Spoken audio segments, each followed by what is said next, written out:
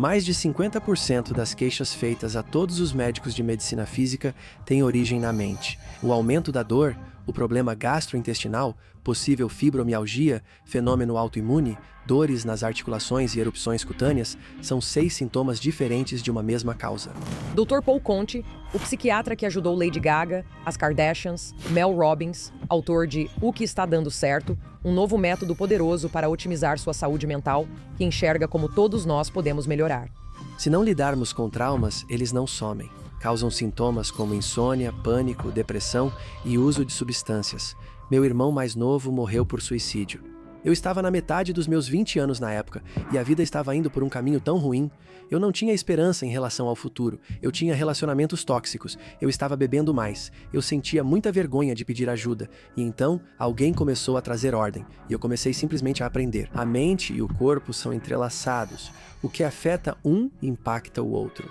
Tratamos sintomas como se fossem o problema, damos antidepressivos ou remédios para dormir, mas assim ninguém melhora. Vamos procurar o que pode ser a causa raiz. Tudo que vale a pena na vida exige algum esforço, mas aqui está a boa notícia. Nós podemos entender isso, nós podemos sair dessa, nós podemos mudar.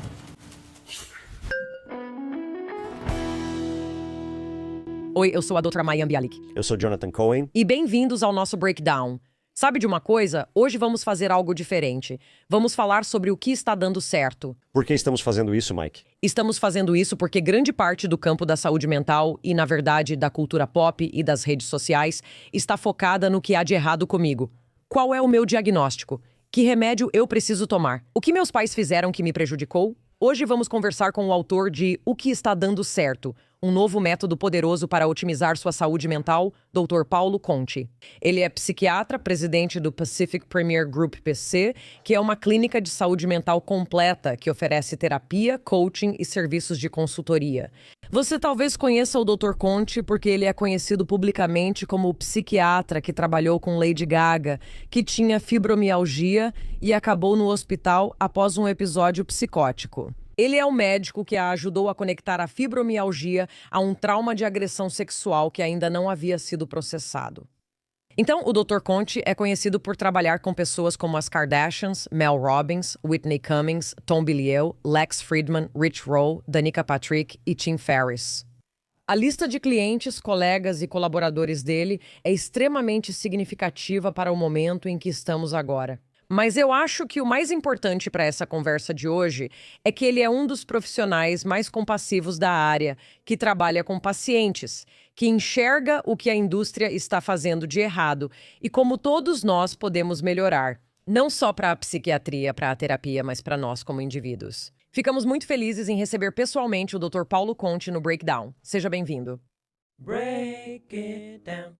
Obrigado por me receberem. Quero dizer, estou sempre ansiosa para falar sobre o que está dando certo, porque parece que nada está dando certo. Esse não é o problema, que sentimos que nada está dando certo, e grande parte da abordagem para tentar consertar as coisas é tipo, bem, o que está errado? Por que essa é a abordagem errada? Há coisas suficientes dando errado no mundo ao nosso redor para que a gente comece a criar uma história dentro de nós mesmos sobre isso, de que nada está dando certo e nada pode dar certo. Percebemos isso externamente, mas também afeta nossos sentimentos, fazendo parecer que nada dá certo internamente e que não vamos conseguir seguir, nos reerguer ou conquistar nossos objetivos. E a verdade é que se estamos aqui, há muita coisa dando certo dentro de nós. Muito disso é um direito de nascimento humano, pois nossos cérebros e mentes evoluíram por milhares de anos. Para que haja muita coisa dando certo em nós, perseverança, resiliência, coisas que podemos aproveitar, entender melhor e usar para fazer com que mais coisas deem certo, não é otimismo cego, mas reconhecer o que é real em nós e perceber que há motivo para ter esperança. Eu acredito em você e quero reforçar para alguém que está ouvindo e pensa, já vi tanto conteúdo sobre saúde mental, já ouvi tanto sobre mentalidade, até mesmo nos últimos 3 anos, certo? A informação aumentou muito, mas ainda assim a pessoa pensa, não me sinto bem. Estou ansioso, minha mente está a mil. Alguns podem argumentar que quanto mais damos rótulos, categorias, diagnósticos, e todo mundo sabe o que é o DSM, certo? Sim. Sim. Alguns argumentariam que estamos quase em uma crise de sobrediagnóstico. Com certeza. e a área não tem assumido uma posição de liderança para ajudar as pessoas a entenderem a si mesmas. Você pode se entender e existe um processo pelo qual você pode passar, não apenas para obter compreensão, mas para fazer com que essa compreensão leve à mudança. Em vez disso, o que fizemos foi glorificar um livro de taxonomia. E o DSM é desse tamanho, tem mais números do que podemos contar e o suficiente para nos dar um monte de diagnósticos. E tudo o que ele faz é rotular. Ele busca descobrir o que está errado.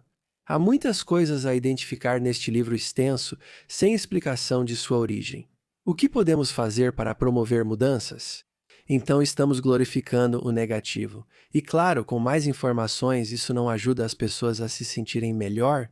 E pegamos esse livro de taxonomia e o tornamos o coração da área. E sabe, acho que nesse ponto estamos perdidos. Houve uma explosão nas conversas sobre saúde mental. Sabe, quando começamos esse podcast, ainda era um assunto de que se falava em voz baixa em muitos círculos. E, sabe, acreditávamos que democratizar a saúde mental e até mesmo a conversa sobre saúde mental era algo que esperávamos fazer. Muitas pessoas, sabe, nós começamos isso bem no início da pandemia, né? Muitas pessoas que nunca tinham sentido ansiedade estavam se perguntando por que, com uma pandemia global acontecendo, não conseguiam dormir. Elas estavam comendo comidas estranhas. Certo? Elas estavam trêmulas, sem saber o motivo. Nós, que sempre tivemos ansiedade, dissemos: vamos explicar o que está acontecendo. Isso se chama ansiedade. Houve essa explosão, sabe, nos últimos anos. A gente vê tanta coisa nas redes sociais. Todo mundo meio que afirma ser a pessoa que pode te ajudar a descobrir se você está no espectro, se você é neurodivergente, todas essas coisas. Porque, em alguns casos, mais informação não é necessariamente melhor? Se mais informação não ajuda a entender, só confunde ou sobrecarrega, agora eu tenho mais informação. Eu ainda não consigo entender o que está acontecendo dentro de mim e o problema é que não temos um mecanismo de compreensão. Se você pensar na diferença entre saúde física e mental, se você abordar o tema da saúde física, sabe, a maioria das pessoas pode se interessar e se conectar com isso porque sabemos que todos temos corpos, e os corpos têm corações, pulmões e músculos e precisamos comer bem e fazer exercícios. Nós temos um entendimento que nos permite dizer que, se há algo com o qual não estou satisfeito ou se quero ser mais saudável, posso me apoiar nesse entendimento e usá-lo para promover mudanças. A saúde mental ainda gera estigma e culpa. Surge o questionamento: por que falar sobre isso? O que vão achar de errado comigo? Ou penso que há algo errado comigo, mesmo sem saber o quê? E isso acontece porque não temos um mecanismo para entender a saúde mental e construir uma boa saúde mental como temos para a saúde física. Então, a informação precisa ser útil para nós, e o ponto que desenvolvo no livro é que sabemos o suficiente sobre nossos cérebros e nossas mentes para dizer que existe um processo de compreensão, assim como existe com nossos corpos. Temos todas essas semelhanças no corpo e na mente. E se simplesmente pegarmos o conceito de saúde física e o tornarmos parte de como vemos a saúde mental, agora estamos capacitados para entender e promover mudanças. E é por isso que eu realmente espero que este livro traga uma mudança real de forma abrangente, dizendo: ei, nós podemos entender e construir uma boa saúde mental, assim como fazemos com a saúde física. Não precisamos ter medo nem nos sentir estigmatizados em relação ao assunto. Estou animado para a próxima parte da conversa, onde discutiremos mecanismos e formas de promover mudanças que beneficiem as pessoas. Antes de chegarmos lá, vamos explorar um pouco essa noção de saúde mental, porque até mesmo essa palavra afasta algumas pessoas, já que elas dizem: eu estou bem. E o que me chama a atenção é que bem, na verdade, é o inimigo da melhoria.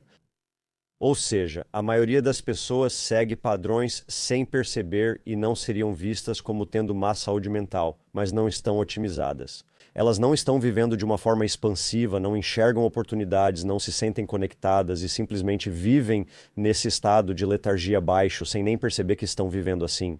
Você pode explicar para a gente ou até mesmo traçar um panorama de como deveríamos realmente pensar em melhorar nossas vidas, mesmo que nunca tenhamos considerado que saúde mental poderia ser um problema? Ele disse que o "tá tudo bem" é o inimigo da melhoria, e eu diria até um passo antes disso que o "tá tudo bem" é o inimigo do questionamento. Certo? Muitas vezes, tá tudo bem só significa eu não quero falar sobre isso, certo? Eu não estou me sentindo bem, mas não acho que vá sair nada de bom de uma conversa sobre isso, a não ser eu me sentir pior. Então, muitas vezes, nossa resposta é evitar perguntar porque não esperamos que perguntar vá trazer compreensão e que possamos usar essa compreensão para promover alguma mudança. O fato de o estigma ainda existir é porque isso é uma caixa preta, e um grande livro de números não nos diz como entender. Mas se tivermos um caminho para entender, agora tudo muda. E é isso que queremos como seres humanos. Muitas vezes pensei, se meu papel fosse só ajudar as pessoas a entender e parássemos aí sem pensar em como mudar isso. Grande parte da mudança vem apenas do entendimento, pois é isso que buscamos como seres humanos. Podemos nos dedicar a isso. Então só precisamos de um método para que possamos dizer, em vez de dizer tudo bem, tipo, que tal olhar para nós mesmos com curiosidade e pensar: o que está acontecendo comigo? O que está indo bem? O que não está do jeito que eu gostaria que estivesse?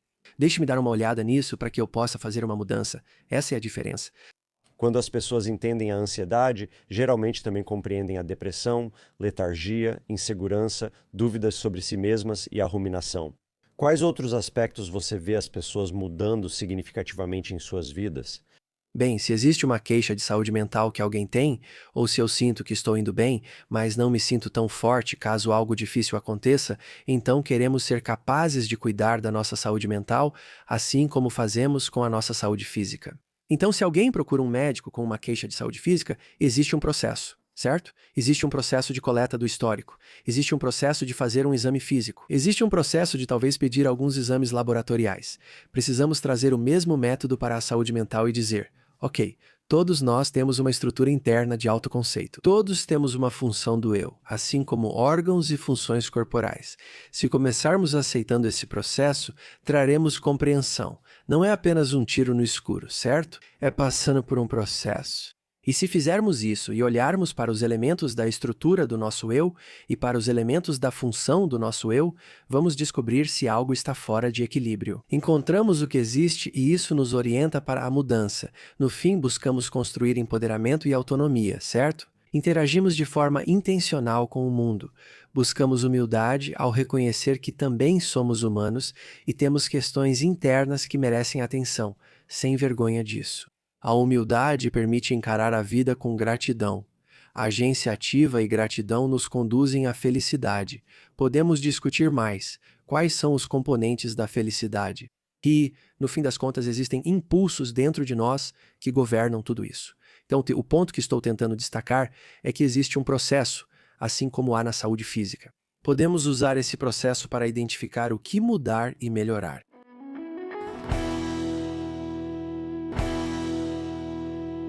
Sabe como alguém que está no mundo da saúde mental como paciente desde a adolescência é verdade. Era usada uma metodologia bem diferente. E eu já sou uma pessoa mais velha. Então, sabe, isso foi no final dos anos 80 e começo dos anos 90. As coisas eram muito, muito diferentes naquela época. Mas eu acho muito interessante essa ideia de ter algum tipo de metodologia estratégica na forma como a gente aborda a saúde mental. Da mesma forma que a gente espera que exista para a saúde física e para os processos fisiológicos. Minha pergunta, porém, seria sobre qual é o papel da mente e do corpo quando eles funcionam juntos nesse contexto. Sabe, você tem alguns clientes muito, muito conhecidos. E uma em particular foi essa história sobre Lady Gaga, que não tinha conectado muito das dificuldades emocionais e mentais com algo físico, com um estupro, certo? Onde a mente e o corpo se encontram para você quando pensa em como podemos abordar essas questões? Vou falar sobre mente e corpo. Só queria destacar que quando você estava em tratamento de saúde mental anos atrás, a abordagem era diferente. Naquela época, procurar 5 ou 10 pessoas significava passar por 5 ou 10 processos diferentes, certo? Não temos um processo organizado Certo? para percorrer e obter Claro. compreensão. Naquele tempo não tínhamos. Acho que isso é ainda mais Certo? fragmentado agora. Não. Eu quis dizer que muitas meninas recebiam anticoncepcional mesmo sem terem vida sexual ativa, porque se achava que isso ajudaria. Muitas de nós recebíamos remédios como Xanax para conter ataques de pânico, em vez de alguém perguntar o motivo. Por que você pode estar assim? Você sente que vai morrer dirigindo, né? Coisas assim. Certo. Esse é o problema. Se não houver caminho de investigação que leve... Certo? Você acaba apenas com reações automáticas, sem entendimento? Certo? Bem, coloque todo mundo em Xanax e anticoncepcional, certo? Certo. Isso vem de uma falta de compreensão, e aí estamos ainda mais distantes de entender a integração entre mente e corpo, como se fôssemos uma só entidade, sabe? A mente e o corpo não estão apenas conectados, eles são entrelaçados, e o que acontece em um afeta dramaticamente o outro. Estresse, tensão e ansiedade afetam o sistema imunológico, influenciando se teremos uma vida saudável, desenvolveremos doença autoimune, fadiga ou ficaremos mais propensos a infecções. Há muito nessa troca entre mente e corpo. Quando o corpo sente dor, a mente fica mais alerta, confiamos menos e buscamos menos ajuda. Então temos que nos enxergar como uma entidade integrada, porque, para dizer o óbvio, isso é verdade, certo? Esse esforço de separar mente e corpo não nos trouxe benefício algum. E isso nos afastou de entender não só que somos um só, mas também que muitas vezes há sofrimento reverberando entre a mente e o corpo. E se pudermos intervir em uma área, podemos intervir em outras também. Então, há pessoas que não conseguem perder peso ou têm erupções cutâneas que não conseguem explicar, sentem um cansaço terrível. Elas têm uma série de queixas físicas com exames laboratoriais e resultados de avaliações que mostram que a pessoa está tendo queixas físicas, mas a origem disso pode estar toda na saúde mental, que é apenas uma parte da medicina. Não é algo estranho de se dizer, não é algo estigmatizante de se dizer. É dizer que se você está passando por um sofrimento enorme, isso vai impactar o funcionamento do seu corpo, o sistema endócrino, o sistema imunológico, os marcadores inflamatórios dentro de nós. Se nos enxergarmos como um todo, que é o que realmente somos, na verdade simplificamos as coisas. É porque a medicina se tornou tão compartimentalizada, não é? Então estamos apenas tentando olhar para pequenos aspectos de uma pessoa e entender. E tudo o que fazemos é nos enganar. Então sim, nós somos muito complexos, mas princípios simples sempre estão alinhados com uma boa saúde. Só é difícil chegar a esses princípios simples. E a ideia de que somos integrados, que uma coisa afeta a outra e que podemos passar por um processo de compreensão. Não é tão complicado, mas a área se afastou tanto disso. Bem, e eu acho que o estigma, pelo menos na minha experiência e pelo que muitas pessoas com quem conversamos dizem, o estigma não é tanto sobre o fato de haver estresse e ansiedade na sua vida que poderiam estar causando, digamos, o que está acontecendo, sabe, em vários sistemas do corpo. Mas eu fico mais interessada quando converso com pessoas que parecem não ter nenhum acesso a uma conversa sobre saúde mental e elas não conseguem entender por que o corpo delas continua atraindo elas, sabe? Sabe, eu costumava encontrar muitas mulheres com endometriose e com todas essas coisas. E, sabe, e Gabor Maté e, sabe, Bessel van der Kolk, que obviamente falam sobre como o corpo guarda as marcas. Como é para nós termos conversas, sabe, como sociedade, certo? Com pessoas que possivelmente estão indo aos médicos com problemas fisiológicos que são reais, certo? Doenças como doença de Crohn e até SI, que muitos ouviram que era tudo coisa da cabeça ou que iam ficar bem, certo? Como começamos a ter essa conversa com as pessoas para dizer, não queremos tocar nesse assunto, mas você já olhou mais a fundo? Por que isso é tão difícil para as pessoas? Acho que é por causa do estigma automático. Então, até mesmo a forma de falar, tipo, olha, não é querendo tocar nesse assunto, parece que a gente tem que pedir desculpa, sabe? Por dizer, ei, o que está acontecendo na sua mente provavelmente está impactando o seu corpo. Que tal olhar do ponto de vista do que está dando certo, de dizer tudo o que estamos procurando é um mecanismo explicativo, certo? E a maioria da saúde física, reclamações, então a maioria das queixas quando uma pessoa vai ao médico por um problema físico tem origem em saúde mental. Isso é 50%, 60%, 70%? Isso nós não sabemos, mas os estudos mostram claramente que é mais da metade Nossa, de todas as reclamações vêm da saúde mental. E faz sentido, porque pode impactar seu sistema endócrino, pode impactar como você percebe e registra a dor, pode impactar como seu corpo responde a infecções. Tudo isso faz sentido, então temos boas notícias, certo? Sempre ouvimos alguém dizendo, tenho 5 ou 6 problemas diferentes. Seja saúde física, saúde mental ou ambos, e as pessoas costumam dizer isso de forma muito negativa, como, não tem como você me ajudar, tem 7 coisas diferentes acontecendo comigo. E eu digo, bom, ok. Vamos pensar sobre isso, talvez, mas aposto que são menos do que isso. como era sua mãe? Pode ser da mãe ou não ter relação com ela, mas existe. Mas há algo acontecendo nessa pessoa que provavelmente vai explicar muito do que está acontecendo. Talvez a endometriose, o aumento da dor de uma antiga lesão no joelho, as erupções cutâneas, a ansiedade, os ataques de pânico. Talvez tudo isso seja você. Não tenha enraizado na doutora pessoal. sem ler o histórico médico dela. Não saia correndo. No ar, É impressionante como esses problemas são comuns entre humanos, você quase pode prever. Ei, o que está acontecendo com alguém? Porque a maioria de nós tem uma sobreposição das mesmas coisas acontecendo. E não vamos resolver isso se estivermos desviando o olhar, e também não vamos resolver se não olharmos para isso, se pensarmos que tudo o que vamos conseguir ao olhar para isso é que algum grande livro vai ser jogado em cima de nós. Vão adicionar 7 números à minha lista de problemas e nada vai melhorar. Mas ao dizer, olha, se trouxermos uma curiosidade compassiva para nós mesmos e quisermos sentar juntos e colaborar, tipo, vamos tentar entender, então realmente podemos promover mudanças. Por isso me surpreende muitas vezes que as pessoas pensem que o campo em que trabalho deve ser tão deprimente, né? Só vendo pessoas repetidamente, todo mundo infeliz e ninguém melhorando. Nada poderia estar mais longe da verdade. Se trouxermos a abordagem certa, onde dizemos, ok, vamos olhar para o que está dando certo em cada um de nós. Vamos usar isso como base para identificar o que queremos mudar e buscar a causa raiz do que está acontecendo conosco. Então pode ser um processo que seja tanto prazeroso quanto produtivo. Quero dizer, é um trabalho difícil, mas pode ser usado para trazer uma mudança real. Não é uma caixa preta assustadora. É justamente o contrário se olharmos por uma perspectiva do que é real. Eu queria saber se você também pode nos ajudar a entender a estrutura deste livro. Ao ver o título, tive várias ideias preconcebidas sobre o que seria e por quê.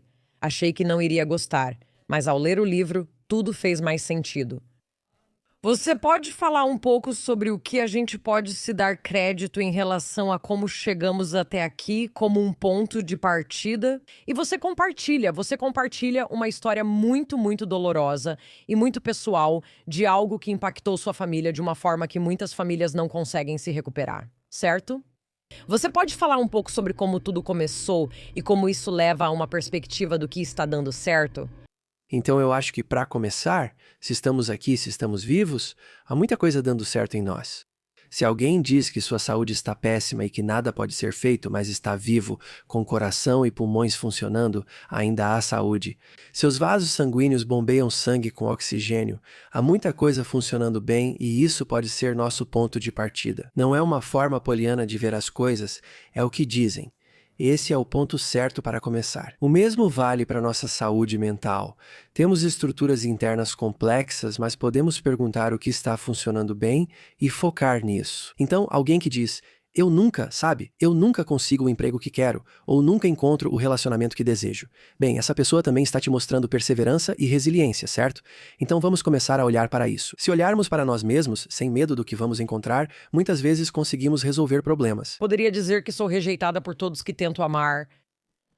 Mas eu estou me esforçando tanto. veja quanto amor você tem. Exatamente. Podemos analisar isso. Eu diria, sabe, se puder me explicar como. Você já teve 7 ou 8 relacionamentos fracassados, certo? Eles são totalmente diferentes, então concordo com você. Mas você não vai me dizer isso, certo? As pessoas falam que tiveram o mesmo tipo de relacionamento. Eu continuo escolhendo, né? Você diz, aqui está a boa notícia. Você não teve 6 problemas diferentes nos seus últimos 6 relacionamentos. Tem uma coisa que você fez 6 vezes e voltou a tentar todas as vezes. Vamos ver como podemos trazer compreensão para o processo, usar essa perseverança e resiliência. Assim, desta vez, você começa em um caminho diferente. Também estou fazendo uma piada na minha cabeça. Tipo, se eu constantemente escolho pessoas indisponíveis, não devo me surpreender por continuar não tendo relacionamentos bem-sucedidos, duradouros e comprometidos. Certo? Certo, Certo, mas se você não encarar isso assim, certo. que traga esse entendimento, então você só pensa, o que há de errado comigo? Tipo, eu não consigo encontrar um bom relacionamento, não importa o que eu faça, sempre dá errado. Começamos a tentar entender o que há de errado comigo. Sentimos vergonha e criamos uma profecia autorrealizável. Ninguém gosta de mim. Ou eu sou ruim. Eu sou ruim, é por isso que as pessoas estão me rejeitando. Então eu vou evitar as pessoas, certo? Aí eu penso, bom, agora eu realmente não consigo encontrar um parceiro, né? Porque agora estou evitando todo mundo, porque decidi que sou ruim. E a gente só precisa voltar aos princípios básicos e dizer, olha, existe uma maneira de entender isso e uma maneira de promover mudanças. E uma parte importante dessa história é como eventos traumáticos, traumas, nos afetam de maneiras muito, muito profundas. E as pessoas costumam falar sobre trauma com T minúsculo ou trauma com T maiúsculo, e essa é uma forma de enxergar a questão. Traumas com T maiúsculo excedem nossa capacidade de lidar e nos transformam após sua ocorrência. Não é um conceito de ciência branda, mas mostra que podemos envelhecer mais rápido que o calendário. Esses traumas afetam nosso sistema imunológico, que passa a ter disfunções. Os telômeros responsáveis por determinar nossa longevidade começam a ser cortados. Uma pessoa pode ter 45 anos no calendário e 55 nos genes. Então, o efeito em cascata do trauma e como ele nos impacta é tão drástico que, se entendermos isso, podemos promover muitas mudanças saudáveis. E isso faz parte do que se entrelaça na história que você me perguntou, onde meu irmão mais novo morreu por suicídio. E eu estava na metade dos meus 20 anos na época e não tinha passado por traumas e tragédias assim na minha vida. E realmente não tinha compreensão do que tinha acontecido comigo. O reflexo de culpa e vergonha foi enorme. Foi enorme em mim, foi enorme nos meus pais, e nenhum de nós entendia. Nós não viemos de um lugar ou de uma cultura que valorizava o entendimento da saúde mental. Ir ver alguém era coisa de gente louca, certo? O que para mim não fazia sentido, mas era um mito, né? E isso impediu qualquer um de nós de buscar ajuda. E em algum momento percebi que, olha, minha vida estava indo por um caminho tão ruim, meu humor estava diferente, eu não tinha esperança nenhuma sobre o futuro. Tive amizades e relacionamentos amorosos ruins, comecei a beber mais e não cuidava de mim, então percebi que algo estava realmente errado. Percebia que não era luto, sabe? Para viver o luto é preciso estar livre de culpa e vergonha. Mesmo assim, eu via que aquilo não era luto. Tipo, eu tô com raiva, tô furioso, tô frustrado e tô com medo, e finalmente encontrei dentro de mim a força para buscar ajuda. E sabe, fiquei muito envergonhado de pedir ajuda. Então alguém começou a organizar as coisas dizendo que era normal me sentir assim. E eu comecei a simplesmente aprender algo, e esse aprendizado foi capaz de me ajudar. Em vez de me afastar cada vez mais disso, tipo, estou pior, então estou me escondendo ainda mais de mim mesmo e de como eu realmente estou. O que, claro, é uma história muito, muito comum. Mas os humanos querem que as coisas sejam esclarecidas. E um terapeuta, de uma forma bem básica, sabe, em umas 10 sessões ou algo assim, começou a esclarecer para mim. Tipo, é assim que sua mente funciona, é assim que você funciona, é isso que está acontecendo com você. Aqui está o motivo pelo qual faz sentido você ser diferente. Aqui está o motivo pelo qual você não está vivendo o luto, certo? Você está perdido em coisas que não têm a ver com o luto. E é essa capacidade de nos entendermos que nos permite então trazer mudanças, e é por isso que estou defendendo isso, porque se não fizermos isso, teremos resultados muito ruins. Como minha mãe não passou por esse processo, acho que isso impactou de forma muito dramática e negativa o resto da vida dela. Ela teve uma depressão severa que provavelmente contribuiu para o câncer que a matou. Então nós realmente seguimos por caminhos, muitas vezes, dos quais não conseguimos voltar se não tivermos uma base de compreensão e, portanto, de esperança. Se você dá compreensão a alguém, a pessoa pensa, posso usar isso para melhorar as coisas. Assim, surge uma motivação em nós. E eu acho que é isso que a minha área tem a obrigação de fazer. E ela não tem um lugar nessa mesa de liderança humana de dizer que existe uma maneira de nos entendermos. Não tenha medo do que sente ou do que acha sem sentido.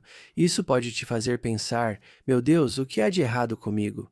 Eu sou louco, eu sou ruim, sabe? Essas são respostas naturais em nós diante disso, do sofrimento de estar no mundo. E nós podemos entender e promover mudanças.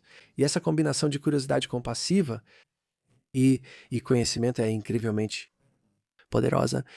Como você é especialista em trauma, gostaria de saber se pode me ajudar. Quero me aprofundar nisso. Como você diferencia o luto do trauma? Porque às vezes algo acontece que envolve luto, mas também é um evento traumatizante. Estou curiosa se pode nos ajudar a entender.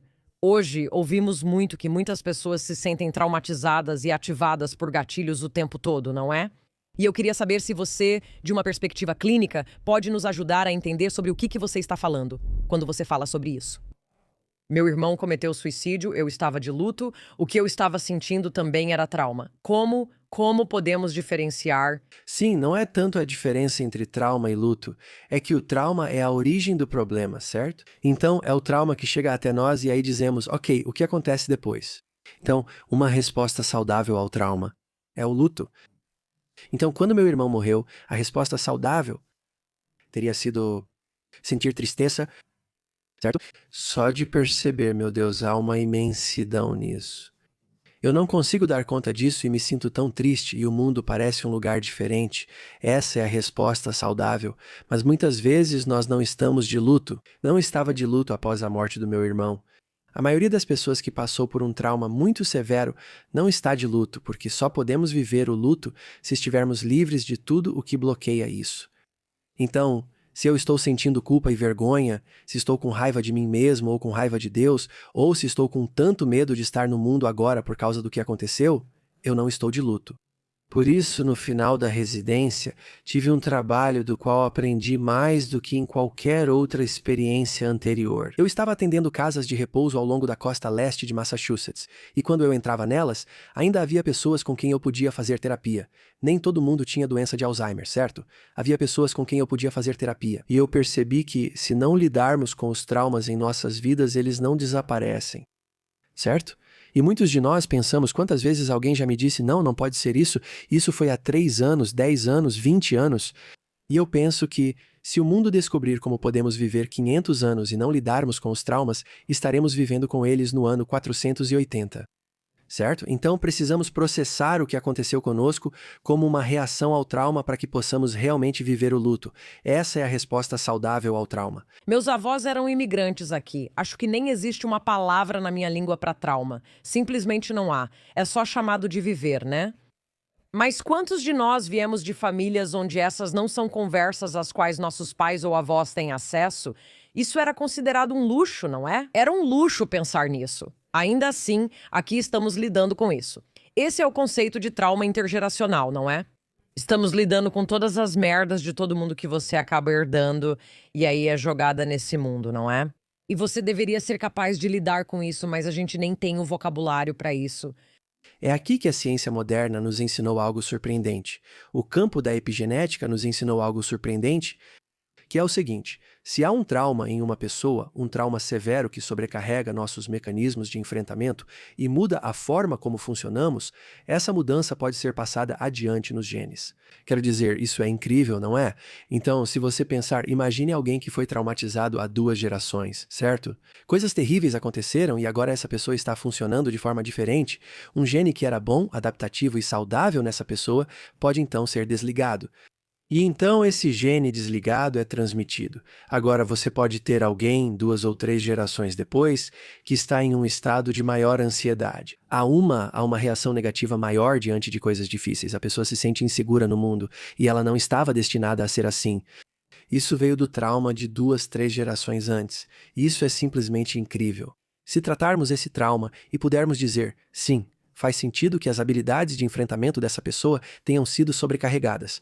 Olha o que aconteceu com essa pessoa. E se pudermos ajudá-las a processar esse trauma, então elas podem se tornar mais saudáveis. Assim, elas não envelhecem mais rápido do que envelheceriam naturalmente com o passar do tempo. Elas não estão transmitindo genes que fazem com que uma pessoa, 2 gerações depois, tenha medo de estar no mundo. Nós podemos evitar tudo isso. É a melhor explicação sobre trauma intergeracional que já ouvimos.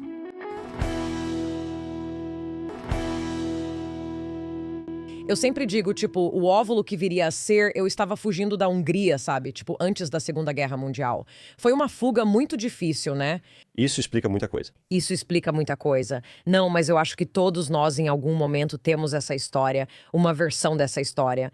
O óvulo que nós fomos estava na nossa avó, sabia? E ele foi e mudou, né? E foi mudado pelo trauma. Por isso, por um tempo, existiu. Havia a ideia de que os filhos de sobreviventes do Holocausto eram muito mais ansiosos, maior ansiedade, mais medo do mundo ao redor, mais medidas de segurança e proteção. E a ideia era, bem, isso era criação, certo?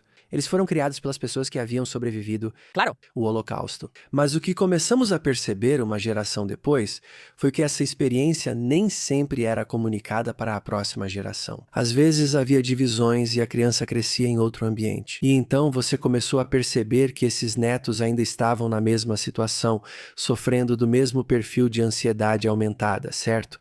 De falta de segurança no mundo. E os pensamentos de como isso está acontecendo é porque sim, parte disso é criação, mas parte disso era simplesmente natureza. Aquele óvulo que escapou faminto foi impactado.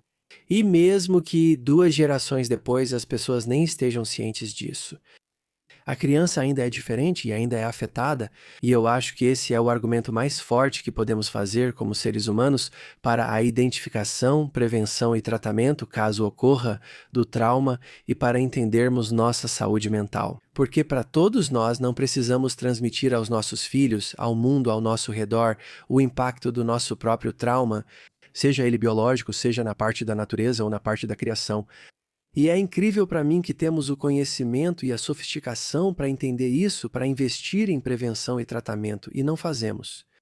Que quando você está preparado, É, assim, então outro estímulo, certo. isso leva tempo. Você sabe, o tempo não é como uma barra de aço avançando, certo? O tempo é como uma corda. E se alguém está traumatizado, isso pode ter acontecido há meio século ou há muito tempo atrás para uma pessoa. Mas se houver um gatilho que diz certo, eles estão vindo atrás de nós, então o agora parece o então. E esse aspecto do gatilho, onde os sistemas emocionais, os sistemas de medo, os sistemas de vigilância em nós, não se importam com o relógio e o calendário. E esse é outro aspecto. Agora você tem alguém que está sofrendo tanto, às vezes até a ponto de, se a pessoa nem consegue pensar, como vou cuidar melhor de mim?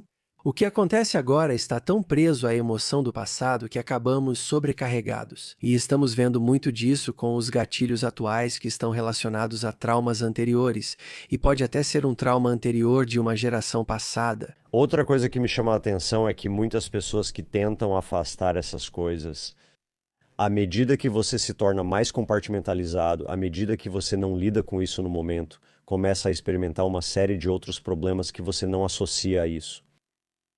Você pensa, meu problema gastrointestinal, minha falta de sono, essa dor crônica que sinto.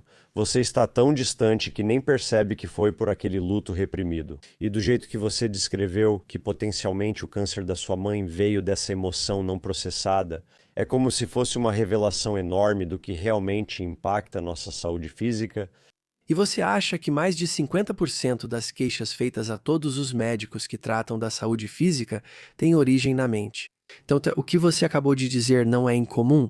Na verdade, é normal que haja tanta coisa acontecendo dentro de nós e a gente não entende. E às vezes eu trouxe a notícia para alguém. Eu disse, ok, tem uma boa notícia e uma má notícia, certo? O aumento da dor que você está sentindo, o problema gastrointestinal, talvez seja Fibromialgia. Talvez seja se é um fenômeno autoimune, você está sentindo dores nas articulações, está tendo erupções cutâneas, está tendo inchaço. De novo, ele lê meus prontuários.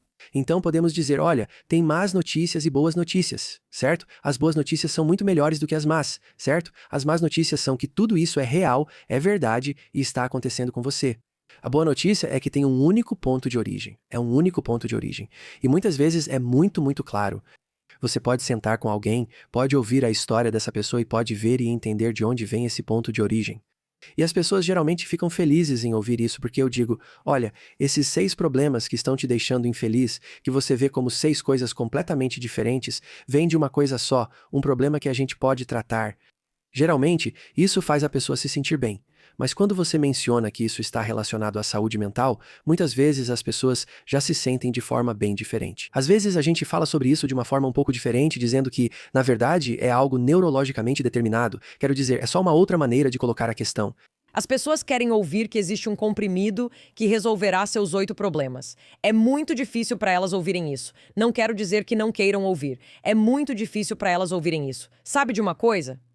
Existe algo em você que não foi metabolizado, que está se manifestando de várias formas, em diferentes síndromes, sistemas de órgãos, diagnósticos, queixas. E sabe o quê? Se a gente começar a trabalhar nessa origem, seu corpo pode se recalibrar. Isso é o que significa curar, certo? Sim, eu diria de forma enfática. Em vez de trabalhar aos poucos, vamos fazer isso, certo? Atribuir problemas físicos à saúde mental faz parecer uma caixa preta. Acham que nada muda, só significa que sou louco e não há solução. E se disséssemos que isso faz parte da medicina, da matemática, certo? A boa notícia é que podemos lidar com isso, mas exige esforço. Como tudo, pessoas querem ser mais saudáveis e perder peso, o que requer cuidado na alimentação e exercícios. Sabe, tornar-se mais saudável exige esforço. Então essa é a mensagem que eu tento passar. Há algo que pode ser feito sobre tudo isso e tudo pode mudar. Isso exige algum esforço de você? Claro que exige. Tudo que vale a pena exige esforço, mas será que conseguimos lidar e melhorar? Com certeza sim. As pessoas se interessam por isso porque eliminamos o estigma e a desesperança sobre saúde mental. Também trouxemos psilocibina e ayahuasca, que parecem bem mais divertidas do que falar sobre traumas de infância. Esses são métodos que às vezes podem ser úteis, mas a maioria das pessoas, no final das contas, processa isso de uma forma que envolve pensar sobre o assunto, falar sobre o assunto. Nem sempre precisa ser em ambiente terapêutico. Algumas pessoas não têm acesso, você sabe, a serviços de terapia, mas existem maneiras de buscarmos o autoconhecimento e promovermos nossa própria saúde que não precisam necessariamente envolver recursos formais. E isso faz parte do que estou tentando transmitir no livro, que ao entender o princípio básico de como eu funciono, certo? Podemos analisar a estrutura e função do eu, identificar desequilíbrios nos impulsos, traumas anteriores ou problemas de saúde mental e fazer isso com ajuda formal ou por conta própria. Mas a mensagem aqui é boa. Você não precisa continuar sofrendo. A maior parte do que está acontecendo fisicamente vem da saúde mental. A maior parte do que está nos deixando infelizes vem da saúde mental. E aqui está a boa notícia. Podemos entender isso, podemos lidar com isso, podemos mudar isso. Quero falar sobre esses impulsos. Você mencionou impulsos. E sabe, logo no começo do livro você fala sobre esse impulso generativo. Pensei, será que tenho isso? O que é isso? Você pode explicar o que é o impulso generativo e como ele se relaciona ao impulso de afirmação e ao de prazer? São os 3 impulsos de que você fala. O campo da saúde mental é muito fragmentado. Não existem princípios gerais de compreensão, mas há lendas, mitos e uma mistura de coisas que foram acumuladas ao longo do tempo. E um aspecto do que se acreditou ser verdade ao longo de muitos anos, cerca de 100 anos ou mais, tem sido essa ideia de que existem 2 impulsos fundamentais nos seres humanos. E um foi chamado de agressão e o outro foi rotulado como prazer.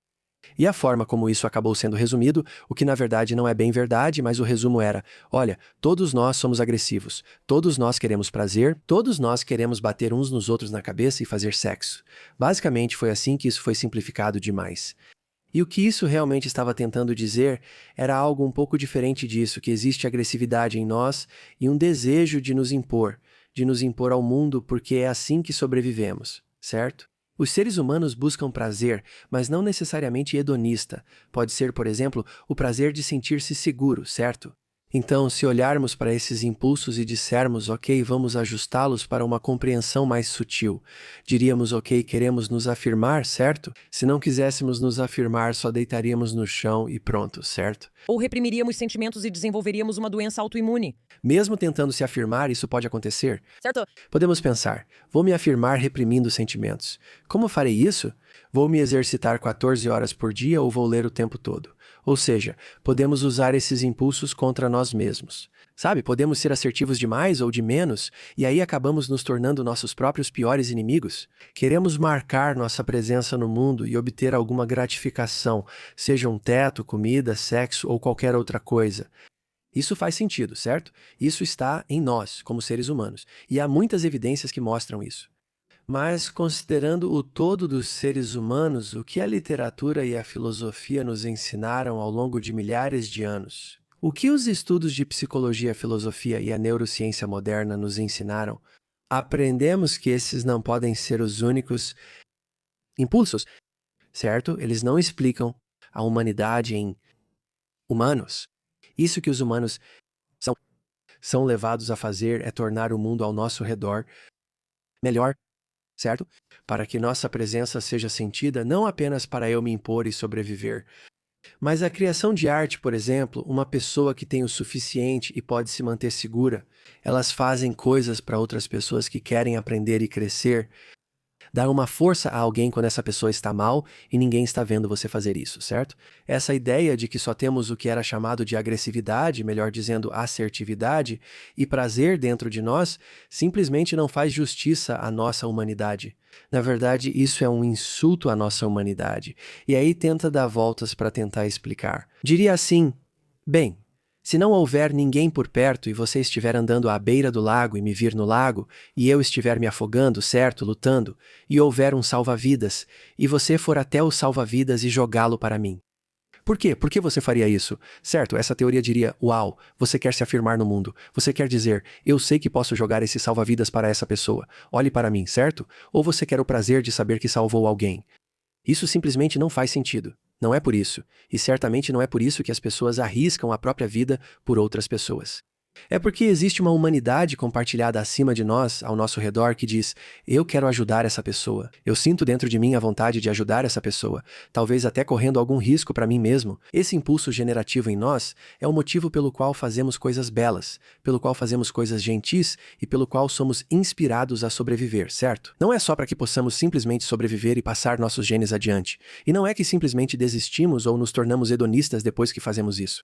Nós amamos e cuidamos ao longo de toda a nossa vida, se estivermos, você sabe, se formos capazes de cuidar de nós mesmos e sermos saudáveis. E se enxergarmos a verdade do impulso gerador que atravessa nossa literatura, nossa filosofia, nossa psicologia, nossa neurociência e até mesmo nossa experiência cotidiana de vida. Então percebemos que estamos ancorados ao que há de bom em todos nós, que temos isso dentro de nós simplesmente por sermos humanos. Quando estamos saudáveis, o impulso gerador governa nossas ações. Queremos nos afirmar, buscamos prazer e gratificação, mas somos guiados por coisas boas. Não estamos dizendo: por que quero me afirmar num mundo terrível e tirar o máximo para mim? Isso não é viver de verdade. Não é uma boa vida, nem traz felicidade às pessoas. Se somos guiados pelo impulso gerador acima da afirmação e do prazer, pela agência e gratidão com que nos relacionamos com o mundo, tudo isso sustentado por uma estrutura e funcionamento saudáveis do eu. É assim que alcançamos boa saúde mental e felicidade, o que se relaciona com a saúde física. Nossos corpos então não sentem dor, ou se estiverem já estamos cuidando, seja física ou emocionalmente. É assim que podemos ser um ser unido, nossa saúde física e nossa saúde mental, vivendo uma boa vida sobre a qual sentimos um forte senso de autonomia e controle saudável. Uma das coisas que tem nos surpreendido muito, que continuamos encontrando, seja conversando com médicos, você sabe que são clínicos ou físicos teóricos, ou você sabe, líderes espirituais, ou pessoas muito bem-sucedidas que no auge da carreira ainda sentiam necessidade de preencher o vazio de Deus com outros vícios. O que muitas pessoas acabam percebendo é que ter um poder maior do que você mesma, ter algum tipo de consciência ou prática espiritual.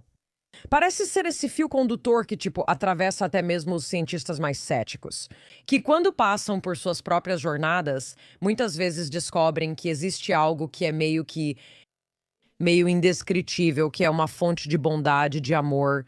Sabe, onde isso se encaixa? Porque eu não sinto que seja, sabe, separado do que você está falando. Mas eu fico pensando, para as pessoas que têm uma inclinação espiritual, onde isso se encaixa nisso tudo? Fico muito feliz que você tenha perguntado isso. E considerando que você é um cientista, vou ficar interessado em saber o que você pensa sobre isso. Acho que quando os humanos elevaram a ciência à posição de Deus, então os humanos concluem: não há mais nada além de nós. Agora eu, o humano, tenho domínio sobre tudo porque entendo. Entendo. Mas transformar a ciência, uma ferramenta incrível, em um Deus é falso, e acho que os humanos fazem isso pelo desejo de entender. Aí eu penso: agora eu entendo e sei que não existe nada além de nós. Nada está mais longe da realidade. Se usarmos a ciência como uma ferramenta, ela nos mostra que há muito mistério, certo?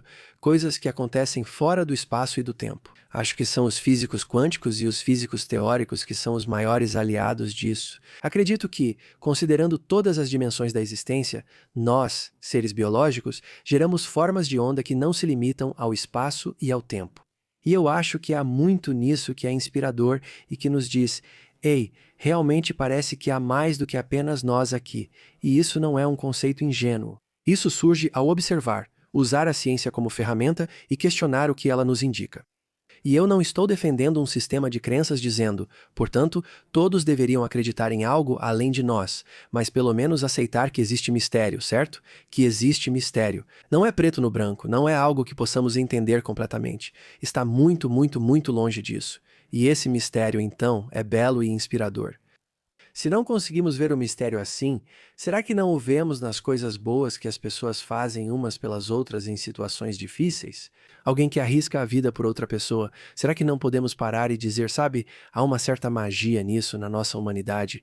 Você não explica isso dizendo que a ciência é Deus e que estamos todos aqui apenas para sobreviver e buscar prazer? Há algo a mais nisso. E quando nós, Quando fazemos coisas boas para outras pessoas, quero dizer, isso é realmente verdade. Se você acha que não há nada de bom em você, e sabe, você se sente péssimo consigo mesmo, se sente sem esperança e não consegue encontrar seu lugar no mundo, sabe, o que você pode fazer é simplesmente fazer algo bom para outra pessoa e ver como você se sente melhor, certo? Em parte porque você está dizendo para si mesmo, certo? Existe bondade em mim. Na verdade, se não vejo o que há de bom em mim, ao menos tenho o suficiente para oferecer a alguém. Tipo, uau, de onde isso vem? Isso vem de alguém que enfrenta tudo o que podemos ser, todos os traumas, tragédias e infelicidade em mim. Ainda há um mistério em continuarmos aqui como humanos e no que damos uns aos outros, no que podemos dar uns aos outros que seja real e verdadeiro. O que me surpreende é que, desde a literatura e filosofia antigas até a neurociência moderna, incluindo a influência dos psicodélicos como a psilocibina, há uma continuidade. Tudo isso nos diz a mesma coisa, que existe uma força geradora e uma espiritualidade que nos envolve. E quando nos ancoramos nisso, esse é o nosso caminho para a saúde, felicidade e para entendermos a nós mesmos. Baseia-se na premissa de que temos uma estrutura do eu, como órgãos no corpo. De baixo para cima, isso pode ser usado para buscar saúde e felicidade. E de uma forma de cima para baixo, pela espiritualidade, pelo que é maior do que nós e pelo impulso gerador, esse é o nosso caminho de cima para baixo para encontrar saúde e felicidade. Ambos podem, então podemos começar de baixo para cima ou de cima para baixo. É assim que mudamos de verdade. Isso nos remete a uma conversa anteriormente sobre o poder do deslumbramento. Ao falar sobre mistério e aceitar que não entendemos tudo, reconhecendo que há coisas além da nossa compreensão, de forma positiva, isso pode proporcionar momentos de deslumbramento às pessoas. Também pode incentivar esse impulso criador para simplesmente notarmos o milagre das coisas ao nosso redor, ficando impressionados com a natureza. Você pode falar um pouco sobre como isso influencia as pessoas a ficarem mais calmas e faz com que todo o sistema delas funcione melhor? Acho que isso depende do que é felicidade, certo? Falamos em querer ser feliz, mas a palavra tem tantos sentidos que acaba sem um significado único. Mas o que estamos procurando, o que as pessoas querem é paz, contentamento e a capacidade de sentir alegria. Então, a tese que estou apresentando aqui é que existe uma estrutura do eu e uma função do eu, e nós podemos entender isso. E, acima disso, encontramos então o empoderamento e a humildade. E isso leva à agência ativa e à gratidão. E o que isso nos traz é felicidade. O que é felicidade? Estudos sobre seres humanos mostram como envelhecem de forma saudável. Como as pessoas se descrevem quando dizem que são felizes. O que realmente querem dizer? É a capacidade de sentir paz e simplesmente se sentir bem, sem nenhum pensamento na mente. Não precisamos ter pensamentos o tempo todo dentro de nós, o que geralmente significa ansiedade, vigilância, preocupação. Podemos simplesmente sentir uma sensação de paz dentro de nós. O próximo aspecto é o contentamento, que permite consciência sobre minha vida. Posso estar ciente de toda a minha vida, incluindo fatos de que não me orgulho ou que foram trágicos e traumáticos. Eu sei que isso aconteceu, mas posso olhar minha vida e me sentir bem comigo mesmo. Continuei em frente e conquistei coisas boas. Eu sei que não sou perfeito, mas me sinto satisfeito com quem sou e minha vida, e consigo manter a capacidade de me encantar como quando era criança. Acho que aqui eu costumo pensar em Fitzgerald e em como a escrita dele falava sobre como as crianças podiam se encantar. E então, quando nos tornamos adultos, ficamos tão cínicos. E agora, sabe, nada mais nos empolga ou nos faz ficar maravilhados. E não, se pudermos ter paz, contentamento e a capacidade de nos encantar, então somos pessoas felizes. Então é isso que repousa sobre essa saúde dentro de nós, e é quando nossos impulsos estão em equilíbrio. Temos um nível saudável de afirmação no mundo ao nosso redor. Temos um nível saudável de busca e de encontrar prazer no mundo ao nosso redor, e então somos guiados pelo impulso gerador. E se formos guiados pelo impulso gerador, encontraremos mais paz, contentamento e alegria. Alguém pode pensar, vou ficar bem tendo mais sucesso na carreira ou ganhando mais dinheiro? Muitas vezes o mundo nos diz isso. Vou me fazer feliz, certo? Essa pessoa sabe cuidar de si, o que é importante, mas, apesar do sucesso, não se sente mais feliz. E então eles sentem, ok, vamos voltar e olhar para isso. Eles não estão alimentando o impulso certo, certo? O impulso generativo diria, é maravilhoso que você seja bem-sucedido e que tenha conquistado recursos. Tudo isso é ótimo, certo? Mas não é isso que você procura, certo? Como deseja se equilibrar? O que mais pode fazer pelo mundo? Essa pessoa pode se distanciar um pouco da busca por sucesso na carreira e fazer algo bom ao seu redor. Agora ela se sente bem. Por quê? Porque ela se equilibrou. Não dizemos para ela deixar de ser assertiva e bem-sucedida, nem para não buscar prazer assim. Estamos dizendo que existe um outro tipo de prazer, o prazer de se doar aos outros. Então, posso pensar em uma pessoa que fez exatamente isso que estamos falando? Tirou um tempo, começou a ajudar, dando aulas para crianças carentes que estavam na mesma situação em que ela esteve antes de alcançar o sucesso. Ela então se sente uma pessoa mais completa. Eis que a ansiedade diminui e o humor melhora. Ela se sente equilibrada e entende como está vivendo sob esse impulso de gerar algo e como o sucesso significa muitas coisas diferentes para ela. Significa uma diversidade muito mais rica de coisas do que significava antes. Por quê? Simplesmente porque ela olhou para si mesma e se colocou em equilíbrio. Então é o impulso gerador que engloba tudo.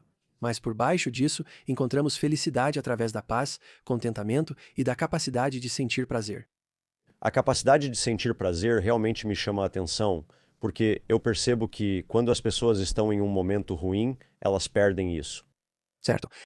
E então elas procuram isso em drogas, álcool, todas as formas de vício que existem, suas distrações digitais, compras, se intrometendo nos problemas dos outros, tentando ser útil de maneiras que no fim não as beneficiam. Também parece pessoal.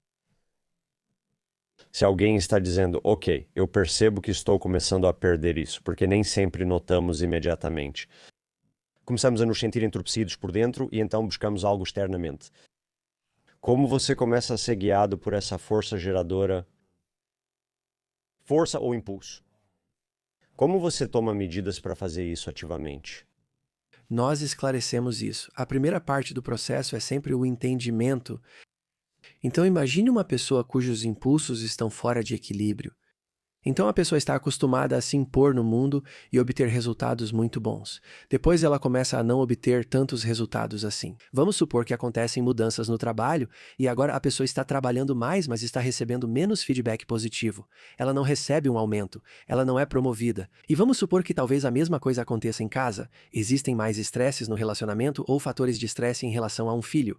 E a pessoa está se esforçando em casa, mas as pessoas não estão se dando tão bem, então a pessoa começa a se impor cada vez mais. O impulso de se impor se intensifica, certo?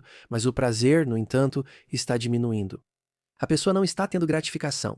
Ela não está se sentindo bem em ser pai ou mãe. Ela não está se sentindo bem em ser parceiro ou parceira. Ela não está se sentindo bem com o desempenho no trabalho. Então, essa pessoa está tendo cada vez menos prazer e satisfação. Existem tentações por toda parte, certo? Então, talvez essa pessoa comece a beber um pouco mais. Isso já não traz mais prazer. O que a pessoa sente ao beber é alívio do desconforto, embora pareça prazer, certo? Porque o alívio do desconforto é uma forma de prazer. E parece melhor do que antes, quando eu não tinha tomado 3 ou 4 drinks, e agora estou sentindo menos desconforto. Então agora a pessoa começa a beber um pouco mais e a pessoa começa a beber um pouco mais. Eles não estão encontrando prazer em beber. O que eles estão fazendo é responder à falta de prazer em suas vidas, buscando isso em soluções de curto prazo, aliviando o sofrimento de uma forma que piora tudo. Ao entender isso, podemos trazê-los de volta ao equilíbrio. Talvez devamos observar: você trabalha muito, mas sem tanta produtividade. Ou você está se esforçando muito, muito em seu relacionamento, mas está meio que fazendo as mesmas coisas repetidamente. E está piorando, não melhorando. Como podemos trazer uma mudança aí? Como podemos trazer uma comunicação melhor entre você e seu parceiro? Como podemos olhar para a forma como você está encarando o trabalho de maneira diferente, encontrar um emprego diferente? Como se impor para obter mais respostas? Queremos que encontre prazer de forma saudável, pois atualmente busca isso de maneiras prejudiciais, o que agrava tudo. E aliás, agora que você está bebendo mais, você sabe que tem menos energia, está ganhando peso, está dormindo pior. Então precisamos entender isso. Podemos colocar isso de volta nos trilhos, certo? Para que você viva sob o impulso gerador que diz: o que eu quero é que o esforço que eu faço tenha importância. Quero me comunicar de outro jeito com meu parceiro e melhorar nosso relacionamento. A pessoa encontra felicidade e prazer verdadeiros, mantendo sua capacidade de se encantar. Quando veem seu filho descendo as escadas, em vez de só olhar e se sentir mal por não sentir nada, certo? Agora estão deprimidos, ansiosos ou se sentem mal, culpando-se. perdem a capacidade de se encantar ou ficam de ressaca no dia seguinte. Então eles não conseguem sentir essa capacidade de se encantar. Nós os ajudamos a serem a pessoa completa que são, vivendo em sua totalidade, para que encontrem encantamento onde faz sentido encontrar encantamento. Agora eles estão retomando o equilíbrio, restaurando a saúde. Mas muitos dizem, você não pode me ajudar. Trabalho mais, tudo piora, não aproveito nada e agora bebo 5 noites por semana. Elas se sentem impotentes e sem esperança, pois sem alguma ordem, como saberiam mudar a situação? Mas podemos analisar isso. E é assim que promovemos a mudança. Você acompanha alguém assim e 3, 4, 5, 6 semanas depois, há um processo em andamento, a pessoa vai colocando as coisas em ordem e as coisas realmente mudam. Por isso essa é uma mensagem de esperança? E não é uma esperança ingênua. Repito isso porque muitos pensam assim. Ao falar algo positivo sobre saúde mental, acham que você diz que tudo vai ficar bem. Mas isso também mostra o quanto a área falhou com todos. Podemos trazer esse entendimento e, logicamente, de forma previsível, isso leva a sermos mais saudáveis e a encontrar novamente, por exemplo, para responder à sua pergunta, a capacidade de sentir verdadeira alegria. Somos tão bons em insistir nas coisas que um dia nos trouxeram aquele reforço positivo e aquela alegria. E mesmo assim, isso pode sair totalmente do controle, não é? Quando isso para, continuamos insistindo no mesmo botão, sem notar que é preciso mudar de estratégia. Então, eu adoro a ideia de lançar a luz como uma estratégia. O que acontece quando o principal é realmente complicado? Quando há um problema real em questão, seja um transtorno de personalidade ou você está lidando com um narcisista, como você navega por isso, como identifica? Sabe, existem tantos rótulos, mas às vezes o rótulo está realmente apontando para um sinal de alerta que precisa ser tratado. Se alguém está em um relacionamento com uma pessoa narcisista, isso faz com que se sinta cada vez pior. Ela segue tentando agradar e buscar a aprovação dessa pessoa, mas não a recebe. E como a pessoa é narcisista e as coisas continuam piorando cada vez mais, então podemos analisar a estrutura do eu e a função do eu. E podemos ajudar essa pessoa a entender e a mudar. Pode não ser fácil, pode levar tempo e pode exigir decisões difíceis, mas podemos compreender isso. Então, por exemplo, analisamos por que a pessoa escolheu um parceiro que é impossível de agradar, que diz: "Ei, continue fazendo mais e mais e mais e você nunca vai acertar." Posso responder. Repetição, compulsão. A compulsão à repetição é interessante. Quando as pessoas repetem, não é necessariamente uma compulsão. Costumo dizer que nada está dizendo: "Ei, sabe de uma coisa? Você acaba buscando outro parceiro ruim, certo?" As pessoas repetem isso porque não sabem o que fazer. Muitas vezes isso é uma repetição inevitável. Se conhecermos mais sobre a criação dessa pessoa, podemos descobrir que teve um pai ou mãe impossível de agradar. Talvez essa pessoa tenha tido um pai ou uma mãe narcisista, e esse pai ou mãe era do mesmo gênero que a pessoa por quem ela sente interesse romântico e sexual, então a pessoa aprende. Sabe como você consegue a aprovação desse gênero? É só continuar fazendo o que eles mandam, fazendo o que eles mandam. Talvez de vez em quando você receba um pequeno sorriso antes de novamente não ser bom o bastante e você ter que fazer mais. E elas aprendem que é assim que conseguem aprovação. Então, quando adultas procuram o mesmo tipo de pessoa, elas não sabem o que mais fazer. O que me faz sentir bem é quando alguém diz que sou bom o bastante. Preciso encontrar alguém difícil de agradar para perguntar: é compulsão à repetição ou só não conhecem outro jeito? É impressionante como você aprendeu a escolher parceiros impossíveis de agradar, certo? Quando você diz que não tem jeito, que é ruim ou que ninguém vai te amar, na verdade está dizendo: aprendi algo quando era criança.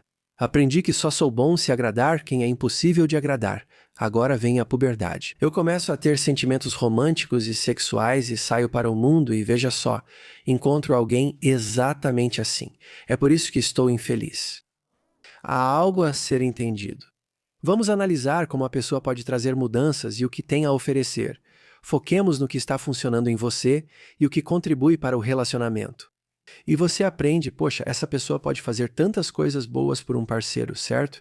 Que tal procurar alguém que possa trazer para o relacionamento o que você pode? Agora estamos falando, olha quanta coisa boa você tem. Você nem percebe isso, diz que não vale nada e que é um parceiro terrível. Você listou 11 coisas que faz bem no relacionamento, mas a pessoa continua impossível de agradar. Vamos usar isso e um pouco de compreensão para te ajudar a encontrar outro tipo de parceiro.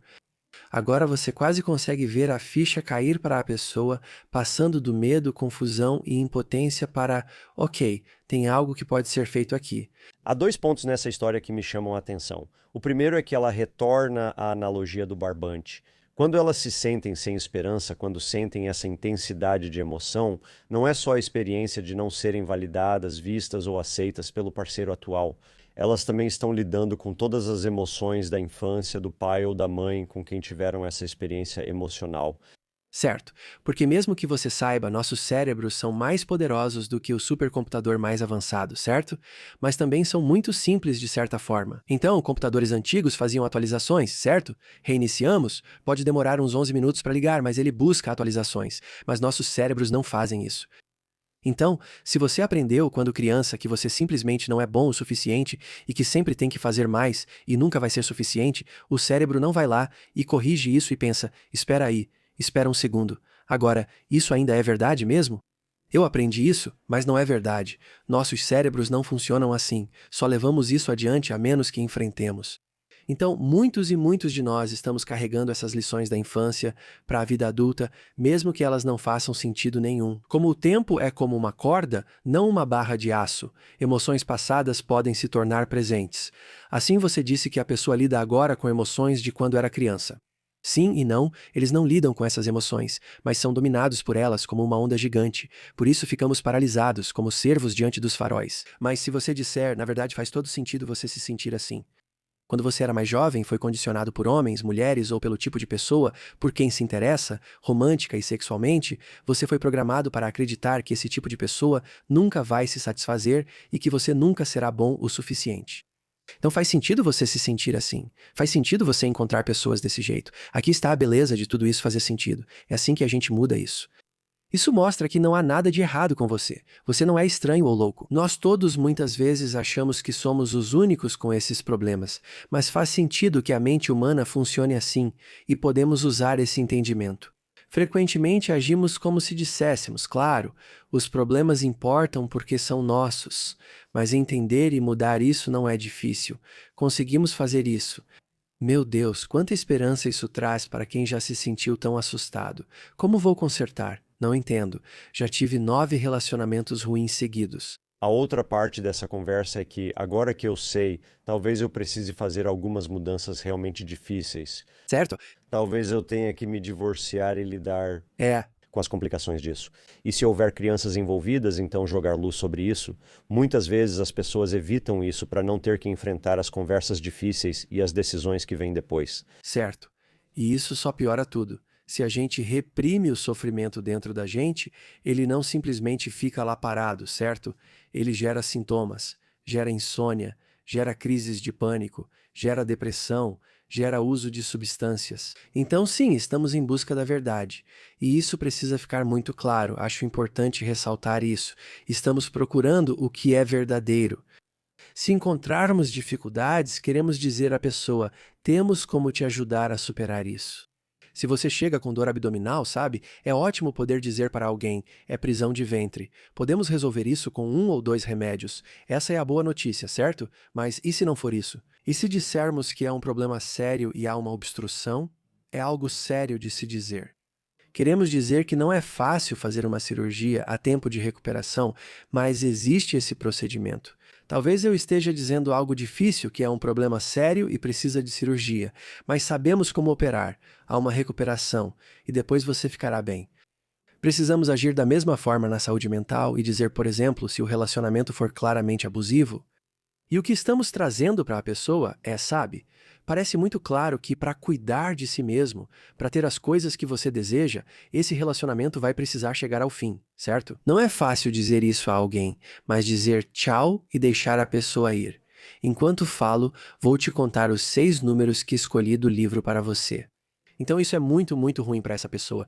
Mas dizer para a pessoa, existe uma forma de entender isso. Podemos entender como isso aconteceu, certo? Podemos te ajudar a ser mais forte internamente, a se guiar com equilíbrio em direção ao que deseja e a enfrentar essa pessoa de forma segura. Podemos te ajudar nisso. Mesmo sendo uma mensagem difícil, as pessoas encontram esperança. As pessoas encontram esperança nisso. Elas não vão embora de cabeça baixa. Elas vão embora pensando, ok, talvez haja algo grande a ser feito, mas eu posso fazer. Eu acho que, sabe, uma das coisas que é desafiadora para tantas pessoas é que a maioria de nós não tem acesso a uma doutora Conte.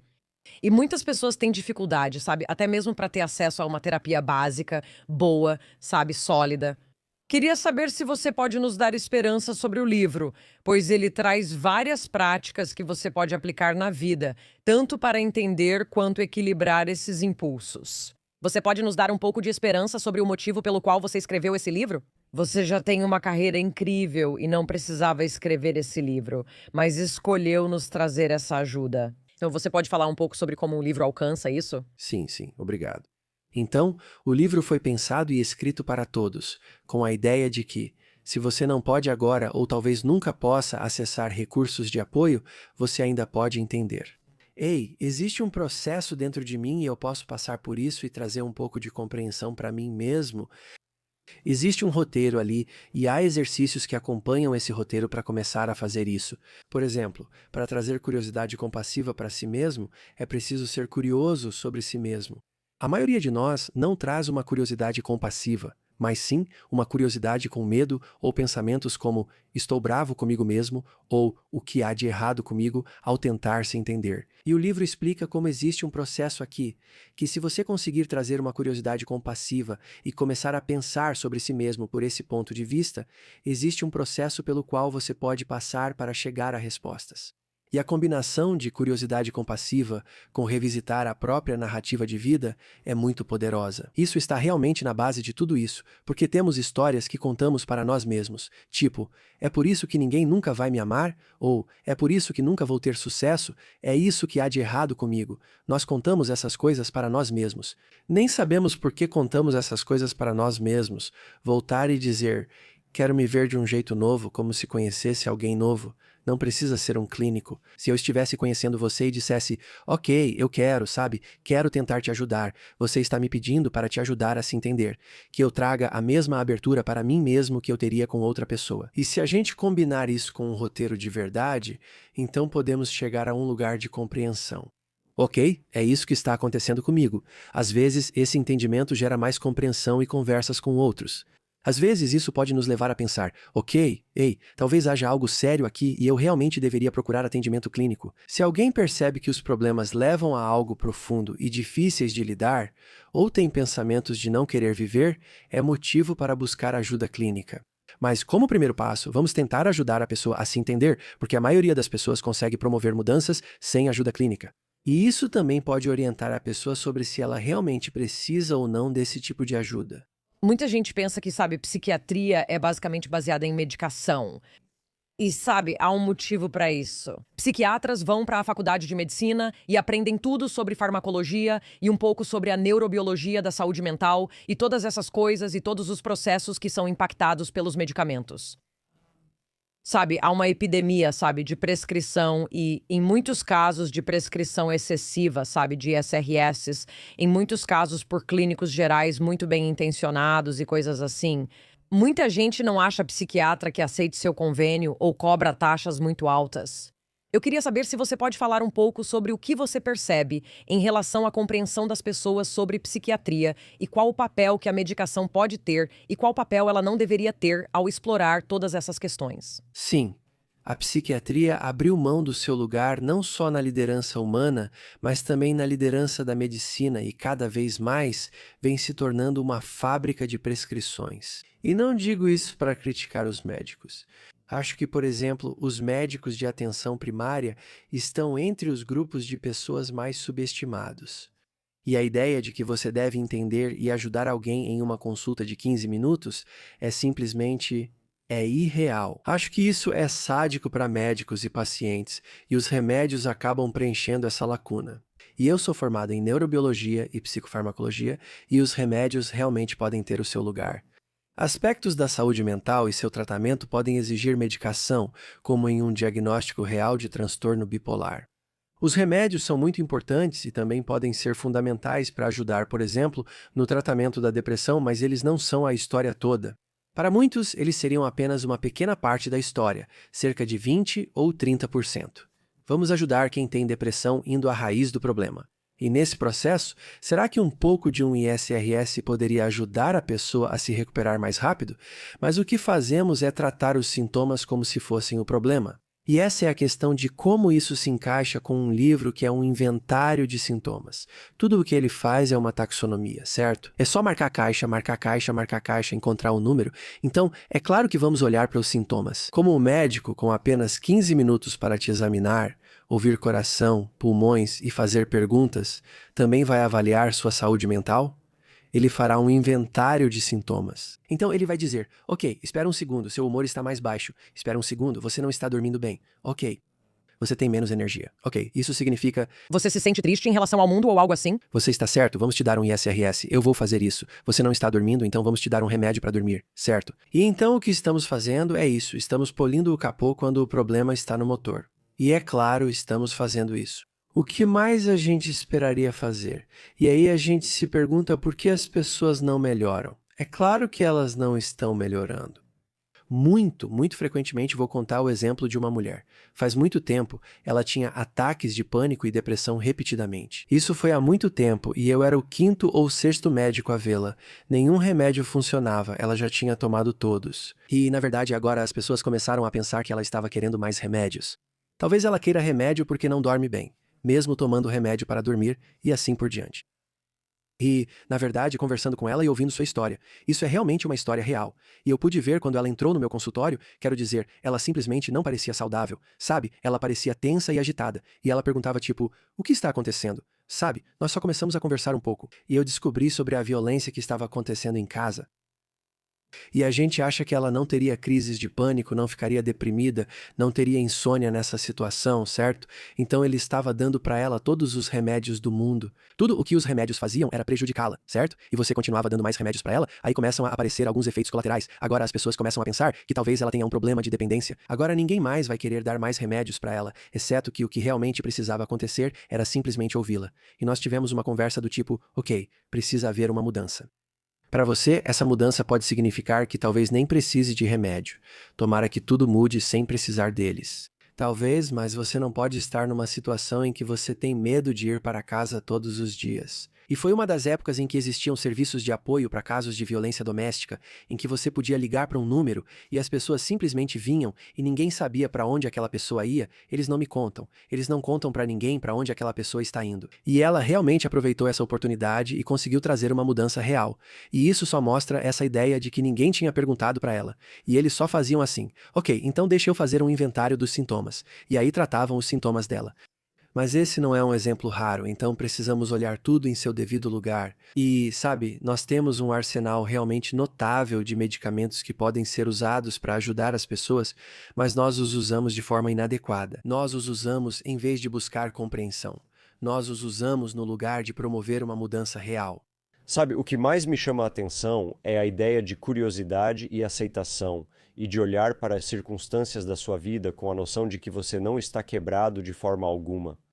Isso é apenas parte da condição humana. Nós somos programados, nos encontramos em situações que vão aumentar nosso nível de estresse. Devemos estar dispostos a olhar para essas situações e compartilhá-las, seja com um profissional ou pessoas próximas, para segurar o espelho e dizer, é claro, existe uma perfeição divina em algumas das coisas que estamos vivenciando, porque são padrões, porque chegamos até eles de alguma forma, e não é errado termos esses sintomas, mas isso não é a resposta.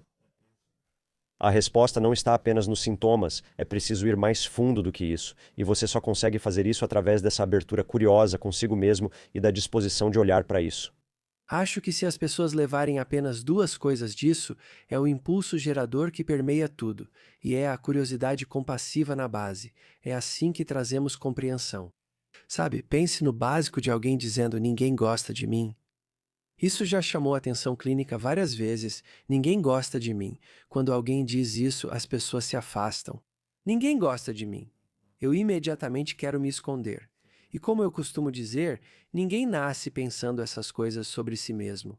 Então, por quê? Se conseguirmos pensar, uau, interessante, acho que ninguém gosta de mim. Você percebe como isso mudou? Agora penso, isso é verdade? Quantas pessoas já disseram que ninguém gosta delas? Eu inicio uma conversa casual, mesmo no ambiente clínico, e elas logo compartilham sobre pessoas que gostam delas, certo? Então, se analisarmos isso, por que penso assim? Como isso me muda? Como encontro segurança assim? E por que pensar que ninguém gosta de mim seria seguro?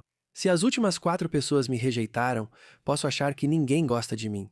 Por isso estou me afastando para evitar nova rejeição. Você disse algo muito interessante nessa última frase que foi: não é curioso eu pensar que ninguém gosta de mim? É. É, Então você pode ter um pensamento, pegar esse pensamento e reformulá-lo para si mesmo dizendo: estou tendo esse pensamento. Não é interessante? sim. Não é preciso eliminar o pensamento. Geralmente nos dizem para afastá-lo, usar um mantra ou falar algo no espelho para reprogramar a mente. Você pode simplesmente mudar a forma de encarar os mesmos pensamentos com curiosidade, interesse e abertura. Se você simplesmente empurrar isso para longe, é como se o pensamento estivesse na ponta de uma mola. Você pode empurrar isso para longe o quanto quiser, mas ele vai voltar para você porque está dentro de você. Tudo o que você fez foi reprimir ou afastar o pensamento. A diferença entre dizer ninguém gosta de mim e dizer eu frequentemente penso que ninguém gosta de mim é uma diferença infinita, porque a segunda opção é a parte da curiosidade. Por que eu penso isso? Sempre pensei assim? Eu não nasci pensando isso. Alguém me levou a pensar assim? Coisas ruins aconteceram recentemente e me fazem pensar assim. Acho que sempre pensei isso, mas antes eu não pensava assim. Agora podemos nos perguntar sobre isso. Eu estou me colocando em situações com pessoas que não gostam de mim? Sabe? Talvez eu ache que ninguém gosta de mim porque estou indo a lugares onde não deveria, sabe? Onde as pessoas não gostam de ninguém, certo? Então, quero dizer, isso é interessante e pode levar a pensar: por que eu penso assim? Mas é assim que a gente muda isso. Não é possível que alguém esteja condenado a passar a vida inteira sob o peso de que ninguém gosta de mim. Isso simplesmente não é verdade. Se analisarmos o porquê, já avançamos bastante e estamos no meio do caminho para resolver isso apenas ao observar a situação e refletir sobre a diferença. Tipo, o que significa ninguém gosta de mim? Provavelmente significa 4 ou 5 sintomas de saúde mental ali mesmo, certo? Provavelmente seriam 4 ou 5 diagnósticos de saúde mental só analisando o manual e listando os sintomas. O que isso significa é, olha, tem um conceito em mim que realmente não é bom, não é real, não é justo. Vamos olhar para isso. E é assim que a gente traz uma mudança real. É essa curiosidade compassiva que faz a gente pensar: por que será que eu pensaria isso? Por que eu tomava um par de drinks em uma noite por semana e agora são 5 noites por semana? Tento me convencer dizendo: são só 3 ou 4 drinks nos dias de semana. Por que isso está acontecendo? Mas muita gente não quer olhar para isso e dizer: olha, se eu encarar essas coisas sem me julgar logo de cara, poxa, quanta coisa a gente pode resolver. Outra coisa que praticamente todo mundo que eu conheço está experimentando, além dos antidepressivos prescritos pelo clínico geral, além de tentar uma jornada com psilocibina, né, para lidar com traumas, tantas pessoas estão usando o IA como amiga, terapeuta, algum tipo de fusão. Fiquei chocada ao saber disso, que o principal uso global da IA é para terapia ou Conselhos. conselhos sobre relacionamentos. Eu sou muito curiosa. O que eu acho que você não sabe é que você está em risco pessoal, sabe? Das pessoas não virem até você pelos serviços incríveis que você oferece.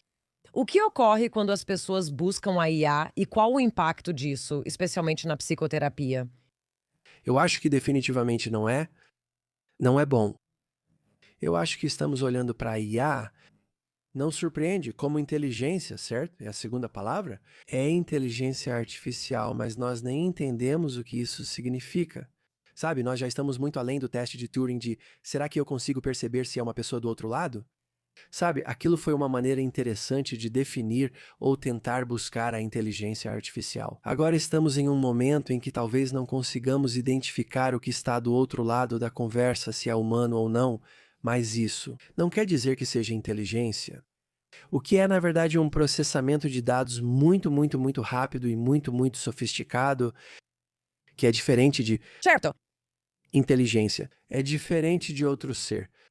E essa ideia de que as pessoas estão usando IA como conselheira sábia e amiga carinhosa, eu acho que é emblemático dos problemas que temos na sociedade, de um jeito muito significativo e profundo. Acredito que devemos usar a inteligência artificial como ferramenta para entender, obter informações e aprender, de maneiras que nós, com cérebros humanos, sabe, não conseguimos fazer com tanta rapidez ou robustez, mas para manter uma compreensão da diferença entre nós e isso.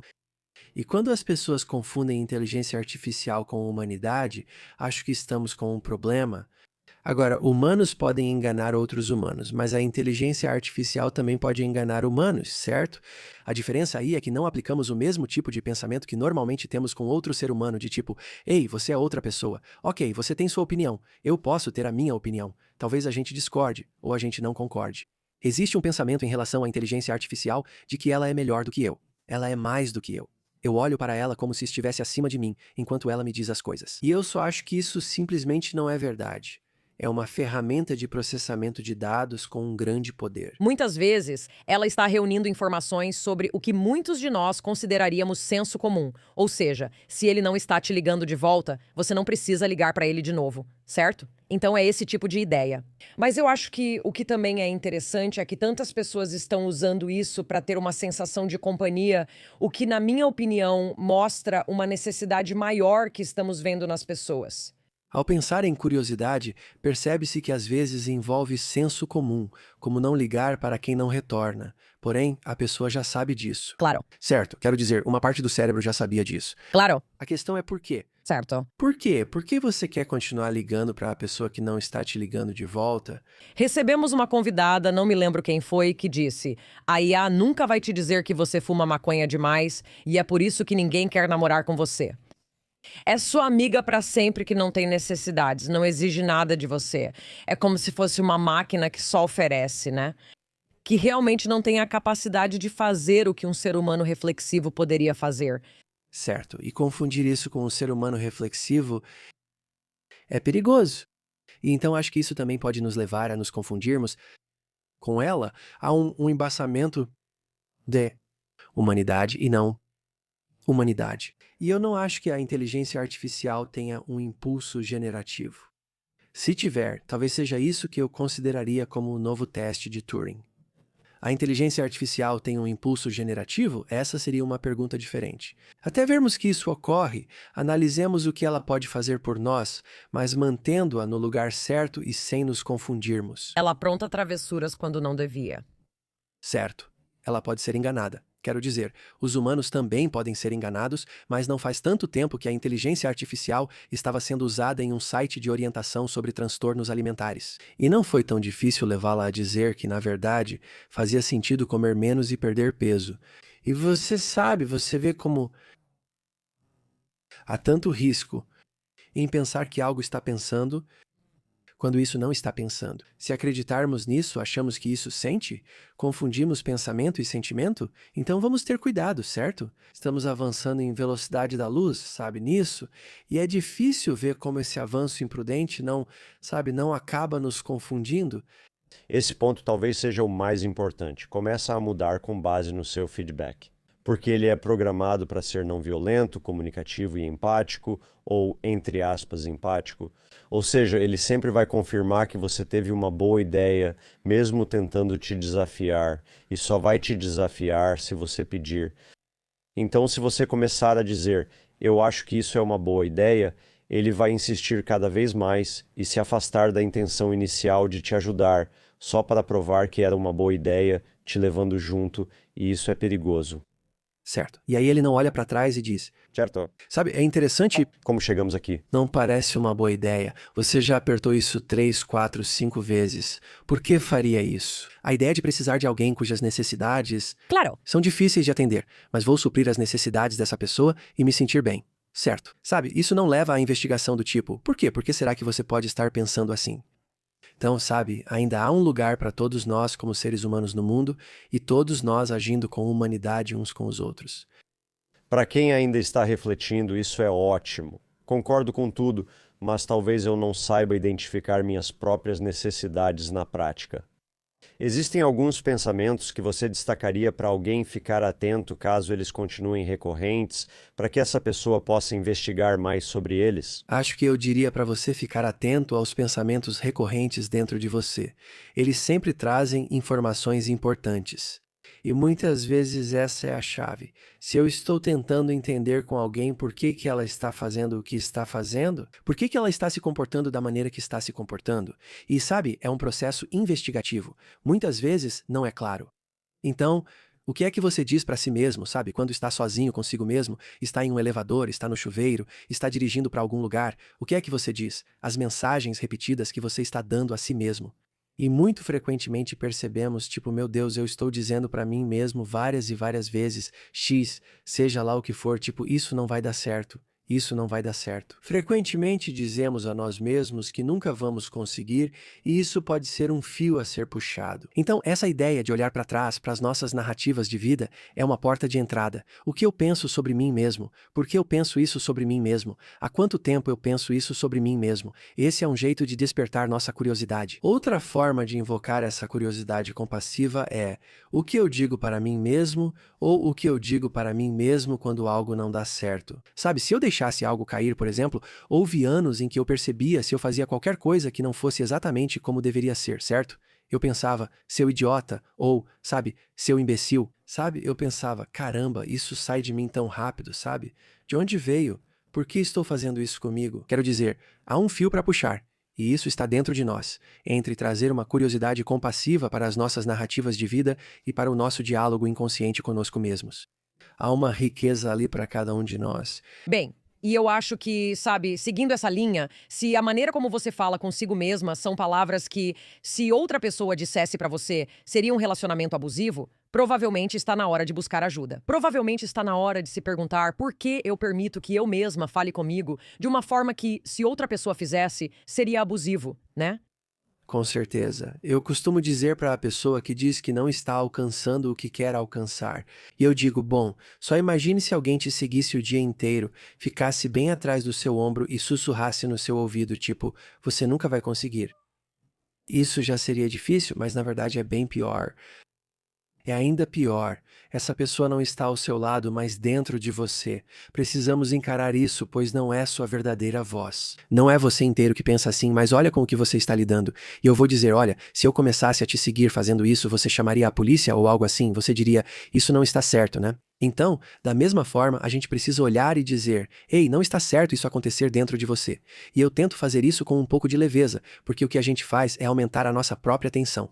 Tipo, meu Deus, então sou eu fazendo isso comigo mesmo. E aí penso, não, eu sou ainda pior. Estou fazendo isso, então precisamos de leveza.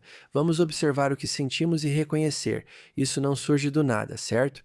Então vamos entender de onde isso está vindo para que possamos mudar. O livro O que está dando certo apresenta um novo método para otimizar sua saúde mental. Dr. Paulo Conte, muito obrigada pela presença, agradecemos muito. De verdade, muito obrigado por me receberem. A entrevista foi maravilhosa. Agradeço pelo tempo, reflexão e perguntas inteligentes. Vocês me permitiram falar sobre tudo. Obrigado. Incrível, obrigada. Sabe o que acho que está funcionando? Eu acabei de fazer um lanchinho entre a entrevista e o encerramento. Eu gosto disso. Isso está dando certo. O que está dando certo é que pessoas como o Dr. Paul Conte estão falando sobre o que não está dando certo e como pode dar certo, tanto na indústria de forma geral, certo? Também com pessoas individualmente. Sei que muitos podem ouvir e pensar, fácil para ele falar. Mas o que ele está dizendo é que os clínicos gerais estão enfrentando uma crise que é uma Avalanche. Muitas pessoas estão dentro e não sabemos como sair. E você, como médica, tem 15 minutos para decidir. Basicamente, isso vai fazer eles pararem de reclamar de dor, certo? Quero dizer, foi assim que tivemos toda uma crise de dependência de opioides porque ninguém sabia realmente como ajudar as pessoas.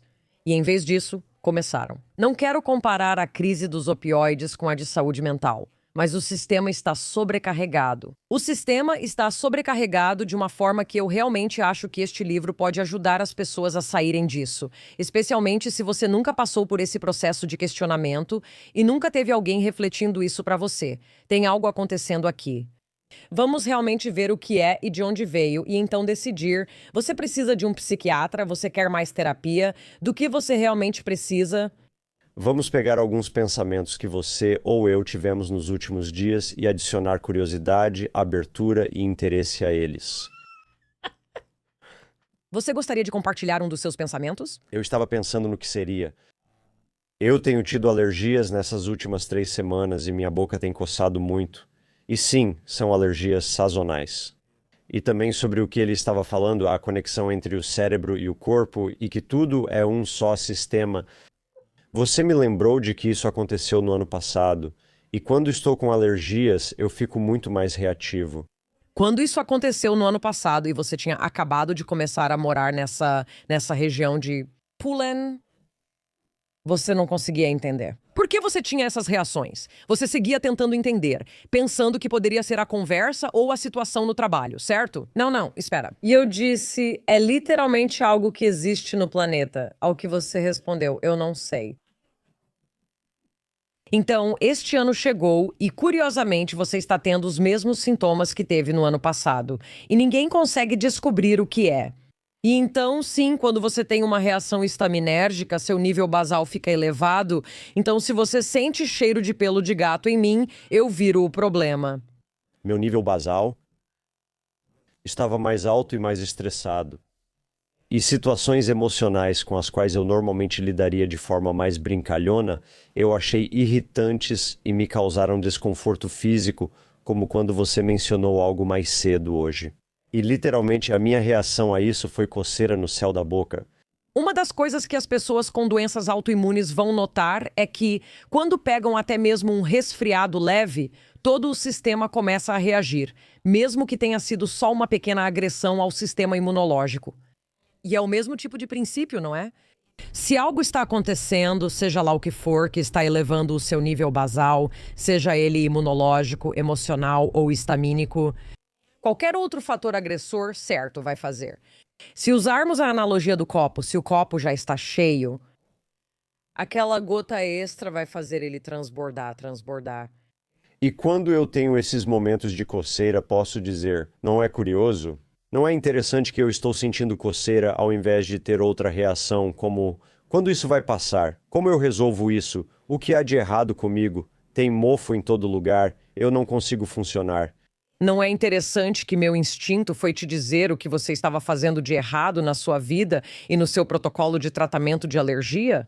E, em vez disso, eu apaguei a mensagem porque não é curioso que eu continuo querendo consertar coisas que eu acho que estão erradas na forma como você lida com suas alergias?